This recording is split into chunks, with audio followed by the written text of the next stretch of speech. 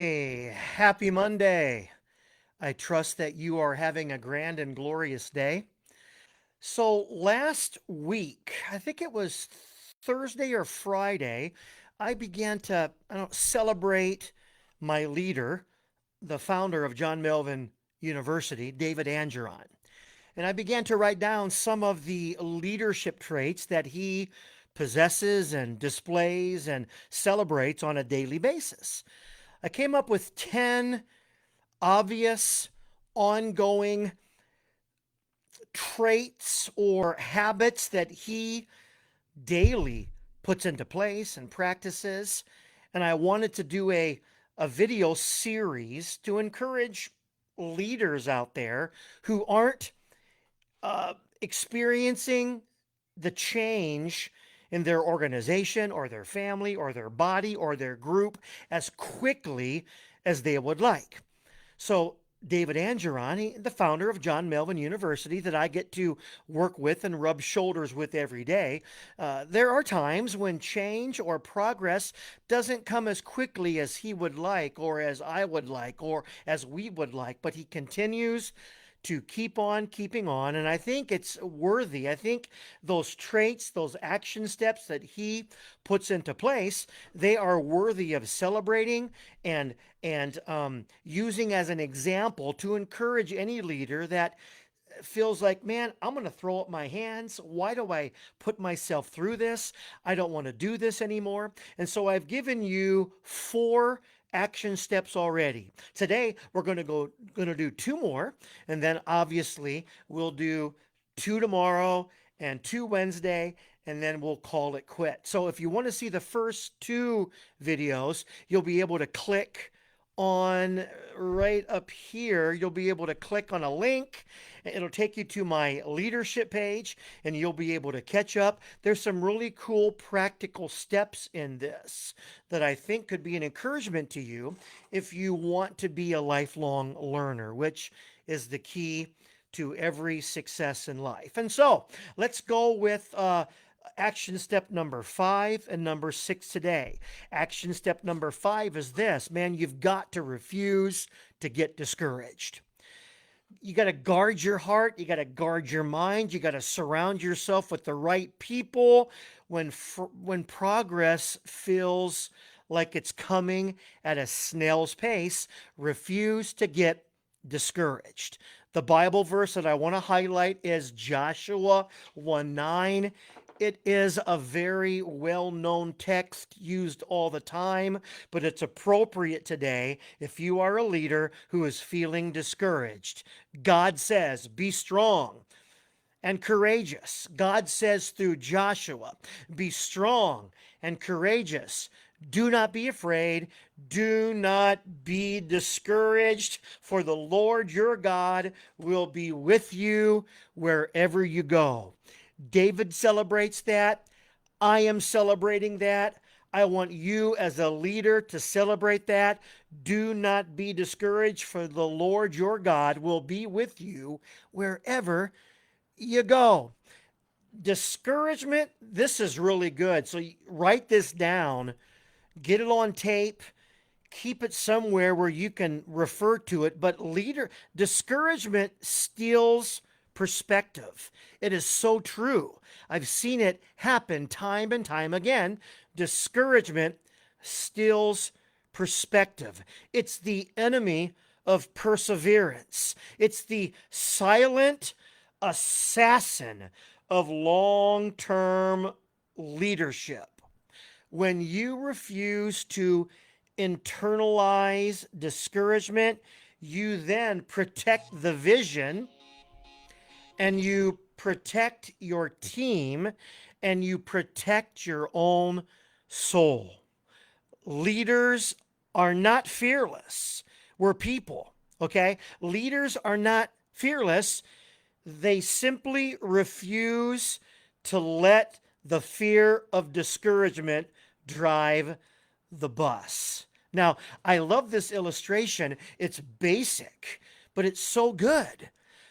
Pilots have to fly through thick fog all the time.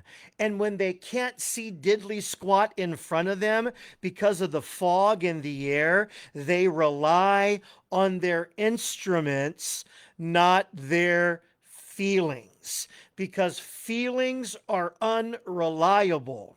But instruments and vision and God's faithfulness are reliable, and it gets us through difficult times when change is not coming as quickly as we would like. Discouragement is leadership fog. Our emotions cause us to get off track. Hold on to the truth. Hold on to the calling. Hold on to God's presence.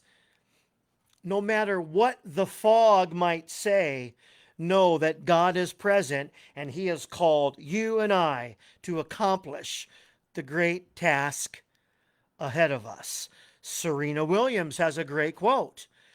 I really think a champion is defined not by their wins, but by their losses, because it's all about how we recover from the fall. So we fall, progress is not happening as quickly as we would like, but we continue to fly through the fog of discouragement because we know anybody can win. Winning is easy, but it's how we react and keep on trucking when discouragement comes our way. Man, remember today that your God, the Lord your God, is with you wherever you go. Think about David in the Old Testament for just a second. Discouraged. His life is threatened. People are after him. Things are not going his way. In 1 Samuel chapter 30, verse 6, it says, David strengthened himself in the Lord his God. When his world fell apart around him, he refused to sink. He chose to allow God to strengthen his spirit. Okay, enough of that. The sixth action step that I often observe David putting into practice on a daily basis when he might be feeling like throwing in the towel is this: he keeps on leading by example. He keeps on leading by example through the difficult times when growth is not coming as quickly as he would like. 1 Timothy 4:12, it hits the nail right on the head. It's an awesome verse for every leader. Set an example in speech, in conduct, in love, in faith, and in purity. When growth is not coming as quickly as you would like, I've seen David do it. I want to do it. I want you to do it. Set the example. Keep on trucking. Don't get off the road. Stay straight. Don't allow yourself to get off into the tall grass, but keep trucking and set for those who you are inspiring, set for them an example. When change is slow, our example becomes the sermon that people remember. Man, that is great. Leadership is not first about telling, but instead showing. Let me say that again. Leadership is not first about telling, it's first about showing. People rarely shift faster than the model in front of them. Stay consistent. Keep on trucking. Anybody can talk about this, that, and the other, but when the rubber meets the road, the leader pushes through using the power of a positive and godly example. Now, this is an old thought. I've heard it used 100 times, but it's just as powerful today as it's ever been. A thermostat sets the temperature. A thermometer reflects the temperature. When leaders act like thermostats, setting the tone, the culture, the behavior, even in the difficult times when things are not going as well as you would like, others eventually adjust. Man, today, be the thermostat, not the thermometer. Set the tone, set the culture, set the pace, set the love. Keep the vision in front of those that you are trying to inspire and be the example that God wants you to be. Now, I'm not a LeBron James fan at all. Not one little bit. But this quote by him I like. It says, I have to be the example, not just the voice. Again, anybody can talk. Anybody can chit chat. Anybody can jibber jabber. But man, it's time to put a little action behind the things that we say. In Nehemiah, this is a cool thought. In Nehemiah, he walked along the broken walls that used to surround Jerusalem long before he ever said a word about rebuilding those walls to the people. Man, we've got to inspire before we expire.